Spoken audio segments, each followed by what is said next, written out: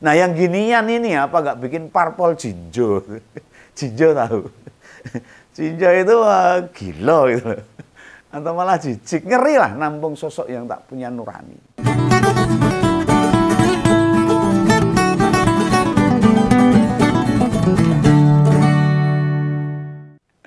Ini sudah bulan Desember ini, Om Begawan bersyukur sudah mau Natalan. Situasi kehidupan beragama kita sampai hari ini adem ayem. Orang-orang yang sering bikin keributan tuh nggak pada muncul itu. Ya semoga teman-teman yang mau merayakan Natal bisa berjalan dengan damai dan lancar. Om Begawan beserta seluruh kru Ngompol mengucapkan selamat Natal dan Tahun Baru. Semoga Tuhan memberkati ya. Dan di hari libur yang tenang ini kita kembali bakal ngupas soal kemana Pak Jokowi berlabuh. Ya tentu kemananya ya ke partai politik, mana yang bakal dia pilih lah. Itu tidak akan terrealisasi dalam waktu dekat. Setidaknya mungkin dalam 6 bulan atau setahun ini dia akan nimbang-nimbang. Milang-miling kalau bahasa Jawanya. Ya paling enggak mantan presiden akan nunggu. Isu soal pemecatan dirinya tenggelam oleh kabar. Jadi wis ora diomongke wong liya, ora diomongke publik gitu loh. Tentang pemecatan dirinya itu dari PDI Perjuangan. Atau peristiwa politik-politik baru. Sedangkan yang di bawah permukaan, Pak Jokowi akan secara jeli nunggu langkah politiknya Pak Prabowo. Ini janjane ya urung gelem leren ini. Ini Pak Jokowi itu menghitung beneran loh, apa upaya Pak Prabowo dalam mengembangkan Gerindra. Mungkin targetnya pemenang pemilu tahun 2029 mungkin loh. Ya, mau bagaimanapun partai kepala Garuda itu dinilai ancaman terbesar masa depan politik Gibran. Nah bagaimana sikap partai politik? Bakalan begitu aja nerima Jokowi seandainya emang berniat gabung. Nah dalam perspektif Om Begawan, tidak akan segampang itu partai politik di Indonesia bisa menerima hal itu. Punya banyak alasan, mungkin malah ada 1001 alasan yang bisa disodorkan. Nek beneran Pak Jokowi mau bergabung ke salah satu partai.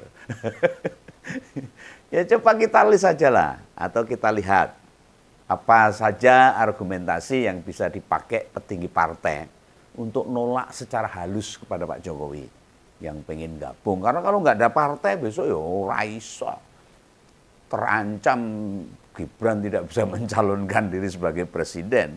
PSI nggak punya kursi di Senayan, gimana? Nah, mereka bisa bilang loh, menerima mantan presiden 2 periode ini tidak selalu menguntungkan, bisa. Buktinya sekarang ini, kalau ada kabar soal Jokowi muncul, sudah mulai ada yang berkomentar negatif kok. Ya mau bagaimanapun, pemecatan ini kan jadi noda dalam perjalanan politik Jokowi.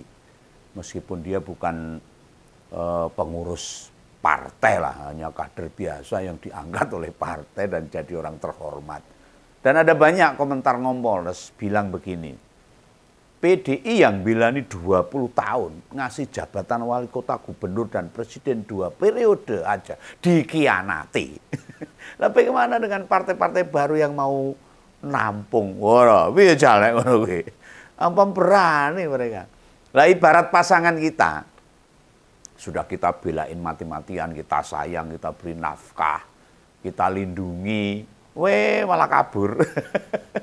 Lah anehnya yang beginian kok ya masih gelap mata dianggap baik ini. Nah justru yang salah PDIP katanya. Nah gimana sih logika mereka itu? Mau bagaimanapun Jokowi bisa mendapatkan semua hal ini. Bisa sampai sejauh sekarang ini. Bisa menikmati jabatan, kekayaan, banyak hal. Itu atas jasa PDIP, itu tidak bisa dipungkiri. Bahwa PDIP pernah merugikan Jokowi. Tidak mau diatur Jokowi. Lah memang Jokowi jabatannya apa di struktural PDIP? Kok mau ngatur partai? Masuk kita yang punya kos-kosan, suatu saat yang ngekos mau ngatur-ngatur kita. Yo enggak mau yang punya kos. Atau malah dia merasa kos-kosan itu punya dia. Oh gendeng nih caranya seperti itu. Gemblung itu kalau bahasa ngapak sana.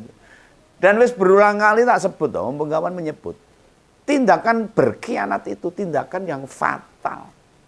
Tindakan keji yang cara menebusnya bukan sekedar minta maaf. Serius ini. Beneran, nggak main-main. Gimana sakit hatinya kita menerima sebuah pengkhianatan. Teman berkhianat misalnya. Kader atau pengurus organisasi berkhianat. Tokoh agama berkhianat. Jelas gak ada yang gak bisa bikin hati ini sakit. Pengkhianatan itu levelnya lebih kejam dibanding pelanggaran lain tuh. Ya pengkhianatan itu sebuah tindakan kecil lah. Di partai itu, misal melanggar administrasi, tidak menyerahkan laporan, atau ada tindakan fisik sesama kader. Apalagi ini orang yang sudah dimuliakan. Oh enak saja ninggal malah melawan partai yang sudah memuliakan. Malah punya tujuan untuk menghancurkan, mengerdilkan.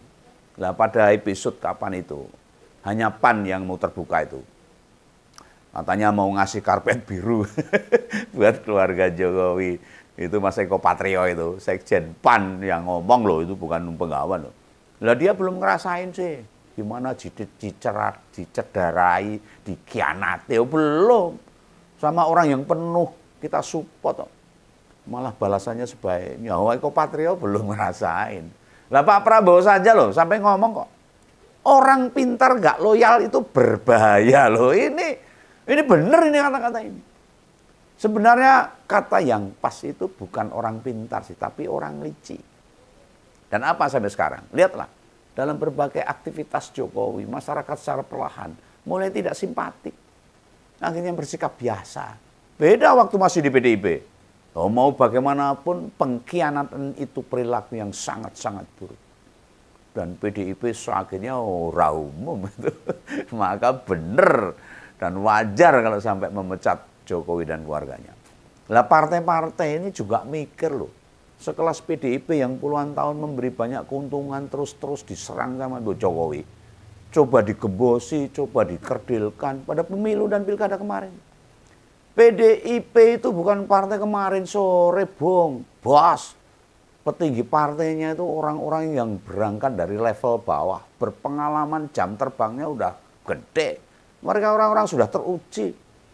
Konsisten dan komitmennya pada partai tidak diragukan lagi. Lah kok dikempongi sama Pak Jokowi. Ini bukan elit PDIP yang salah, bukan mereka yang gampang dibodohi, tetapi yang berkhianat itu yang salah. Memang tidak memiliki moral etika. Etikanya yang benar-benar bejat, rusak, bobrok. Ya sekotor-kotornya. Jadi keji ini. Ini saya rada emosi nih ngomongnya. Lah ngomong ringan loh Pak Rudi, tahu. Etik Hadi Rudiatmo, Ketua DPC PDIP Solo itu. Pintu pertama karier politik mantan presiden itu ditinggal, diidak-idak, dihina-hinakan. Dan belum lama ini, ketika sudah menyakiti Pak Rudi, Pak Jokowi itu. Pak Jokowi penak wae nyebut kalau Pak Rudi itu bestinya, sahabatnya. Walah. Ya ampun ini orang ini adabnya busuk bener nih. Kalau beneran sahabat, apakah melukai, apakah natoni, apakah mencederai, apakah menghabisi sahabat ini? Model apa kalau sahabat seperti ini? Sahabat kok mau menghancurkannya? Ya, yang tinggal sekota loh padahal itu. Tidak duluan ditemui saya menuntaskan jabatan politiknya. Lepenak wae ngomong. Soal politik beda sama sosial katanya. Ini kejahatan kemanusiaan namanya. Nah, menjalankan politik itu ya harus pakai norma. Ada etika kesantunan, mesti ada value-nya. Lah sahabat macam apa yang tega membiarkan terjatuh, berdarah-darah, dipermalukan di organisasinya. Dulu tuh awalnya waktu mau pilihan pilkada Kota Solo 2004, Pak Jokowi mempersilahkan calon wali kotanya Pak Rudi. Hanya karena Pak Rudi tahu mayoritas warga Solo itu muslim. Beliau mempersilahkan posisi calon wali kota diambil pria yang baru dikenalnya itu. Dia percaya buat memimpin kota. Padahal dia orang yang tidak begitu dikenal loh waktu itu. Rekam jejaknya entah berantah kita nggak kenal. Hanya kebetulan dia keponakannya Pak Wiono. Wiono itu pengusaha mebel di Surakarta sana. Yang terkenal di Solo. Lah ketua DPC PDIP itu tak tak berpikir negatif. Karena tidak punya negatif thinking lah. Percaya. Nah, di tahun 2012, belum usai jabatan wali kota, saat dipamiti mau ikut kontestasi Pilgub DKI, Pak Rudi sama sekali nggak gondeli. Tidak merasa karir sehubnya itu menyalip lebih dari dirinya. Dia senang, bahagia. Justru malah Pak Brengos ini meminta semua orang PDIP Solo ikut turun ke Jakarta membantu pemenangan Pak Jokowi waktu Pilkada 2012 di DKI. Mengerahkan bantuan tanpa ada biaya apapun. Nggak dibayar sama keluarga Jokowi itu Pak Rudi itu. Ini nggak ngarang, bisa ditanyakan. Silakan dikonfirmasi. Berkorban demi kader PDIP Solo menang. Siapapun orang yang mereka kenal di Jakarta harus dipengaruhi memilih Pak Jokowi. Akhirnya menjadi gubernur DKI Jakarta. Meskipun tidak sampai selesai lalu meloncat. Nah, tahun 2014, hanya 2 tahun saja tuh jadi gubernur Jakarta. Lagi-lagi dipamiti buat nyapres. Ya tanpa tedeng aling-aling untuk memenangkan Jokowi itu harga mati. Segala potensi kembali dikerahkan. Hal itu berulang kali. Di tahun 2019, tahun 2020, waktu DPC PDIP Solo memutuskan mengusung Pak Ahmad Purnomo dengan Teguh Prakoso, yang sekarang jadi wali kota Surakarta. Jokowi minta anaknya yang diusung. Gitu. Nah, demi menjaga komitmen dengan Pak Pur, permintaan itu ditolak sebenarnya. Nah, Gibran didaftarkan calon wali kota lewat DPD PDI Jateng. Lantah beberapa kalinya tuh Gibran didukung sama kader serta simpatisan Partai Merah supaya menang di Solo. Dan akhirnya Pak Rudi mengalah dan mendukung untuk memenangkan Gibran jadi wali kota Solo. Nah, berkat kemenangan itu hadiah kursi menteri sudah ada dalam genggaman Pak Rudi. Tapi apa dia tergiur? Enggak. Kalau dia sampai mau menerima jabatan menteri, dia sepertinya mengkhianati Pak Purnomo yang dulu dia calonkan sebagai wali kota. Wah, aku rada dari wali kota mau pengen jadi menteri kan jadi repot. Nah, iya toh? Dia tidak tergiur dengan menterinya. Apa dia merasa sepadan mendapatkan posisi wakil menteri PUPR? Tidak. Jabatan itu ditolak demi menjaga perasaan dengan Pak Ahmad Purnomo. Orang yang diputuskan DPC untuk diajukan dalam pemilihan wali kota tahun 2020. Ini sekelumit cerita singkat saja yang mungkin masih banyak yang belum terbuka. Bahwa pengkhianatan itu menyakiti, menodai tidak sekedar pada partai, tetapi juga pada individu-individu, pada orang-orang, pada pihak-pihak yang selama ini sudah membantunya. Lah koyo ngono kok ya isih tegel nyebut bestinya, sohibnya, sahabatnya. Ya ngeri bener lo kejamnya ini. Ini baru ke Pak Rudi loh.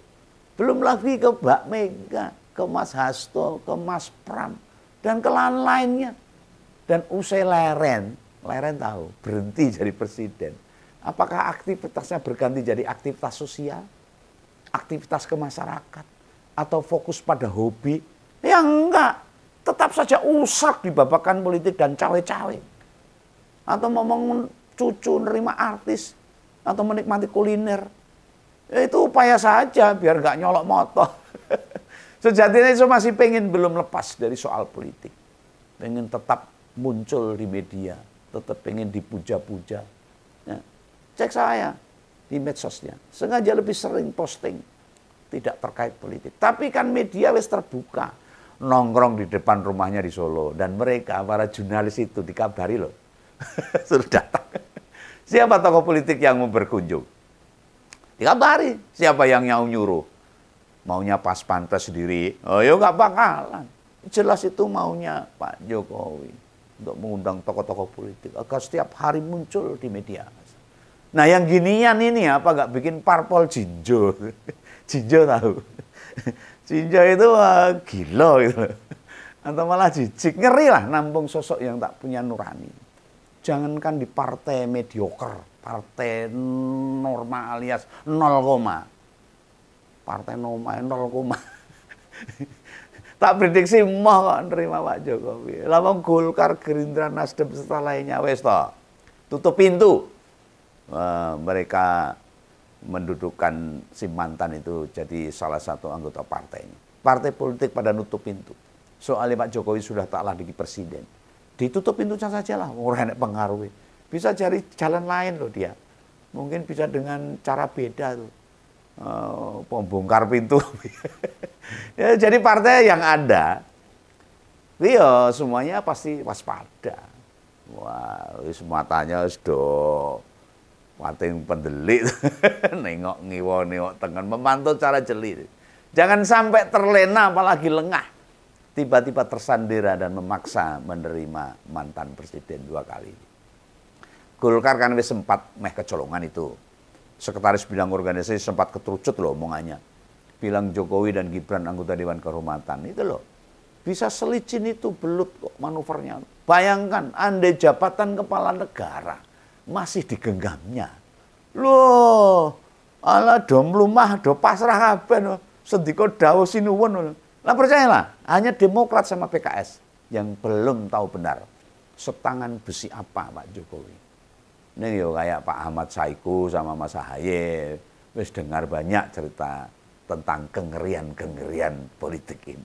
Kita tahulah gimana Pak Hasto coba disangkut-sangkutkan dengan perkara Harun Masiku. Gagal. Sekarang ganti Pak Yasona Lauli yang diseret-seret. Malah sekarang Budi Ari diperiksa polisi. Gara-gara judul. Nah ini loh. Gusti Allah mboten sare ini. Tuhan tidak tidur. Ini bukan perkara mau mengebela Harun Masiku loh. Ora sudi aku belani koruptor moh. Tetapi mengaitkan tokoh atau elit yang tidak beneran berkaitan dengan kasus asli, apa namanya jika bukan kekejaman. Dan memantau semua gerak-gerik Pak Jokowi ini. Itu bagai cerita detektif yang pantas kita tunggu. Koyo novel wae.